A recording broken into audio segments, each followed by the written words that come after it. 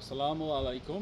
আজকে চমৎকার একটা ওয়েদার এবং আপনাদের এই ওয়েদারের কথা চিন্তা করে হাঁটতে আমি বেরিয়েছি এবং চিন্তা করলাম যে কানাডার যে এই নেবারহুডের যে পাথওয়েগুলো, ওয়াকিং পাথওয়ে, সেগুলো আর কি আমাদের বাংলাদেশি ভাই বোনদের জন্য একটু তুলে ধরার জন্য আজকের এই ভিডিওটা।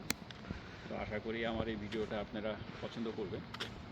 তো কানাডা যে আপনার এখন এখানে দেখা যাচ্ছে যে নেবারহুডগুলো, এই বাসার যে আর্কিটেকচার প্যাটার্নগুলো, এই নেবারহুডটার নাম হচ্ছে এডমন্টনে এবং সেটা অ্যালবার্টা প্রভিন্সে, এবং এইটার নেবারহুডটার নাম হচ্ছে আপনার টুয়েলগার। এবং এখানকার আর্কিটেকচার প্যাটার্নগুলো, বাসাগুলো খুব ইউনিক, প্রত্যেকটা একটা ইউনিক প্যাটার্নে আপনার এই আর্কিটেকচার ভিউ, এই প্রত্যেকটা বাসা। এবং এই আর্কিটেকচার ভিউ আপনি যদি নতুন কোনো কনস্ট্রাকশন করতে চান তাহলে এই আর্কিটেকচার ভিউ রেখেই আপনাকে করতে হবে।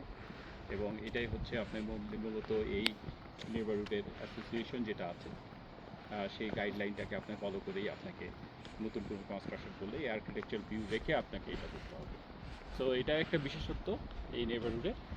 এবং এখানের খুব পরিবেশ বান্ধব। আপনি যদি আপনাদের ছেলে মেয়েদের নিয়ে যারা এখানে ফ্যামিলি পার্সনরা যারা বসবাস করে, তাদের জন্য একটা খুবই একটা সুন্দর নেবারহুড। কারণ আপনি দেখছেন আশেপাশে চমৎকার গাছ, সুন্দর ওয়াকিং ওয়ে, এবং যেটা বাংলাদেশের ক্ষেত্রে এগুলো আমরা খুব কম দেখি। ইভেন বাংলাদেশে যারা প্রিভিলেজ কমিউনিটি যেগুলো আছে সেগুলো জায়গায় এই ধরনের নেবারহুডগুলো আসলে খুব কম। সো সেই জন্য আমি একটা ছোট একটা ভিডিওর মাধ্যমে আপনাদের তুলে ধরতে যাচ্ছি, যারা ফিউচারে এই ধরনের কোনো প্রজেক্ট করতে চান তাহলে আমার মনে হয় যে আমার এই ভিডিওর মাধ্যমে তাদের একটা ধারণা আসতে পারে যে বাইরে নেবারহুডগুলো কীভাবে তৈরি হচ্ছে। এবং আপনি দেখেন যে এই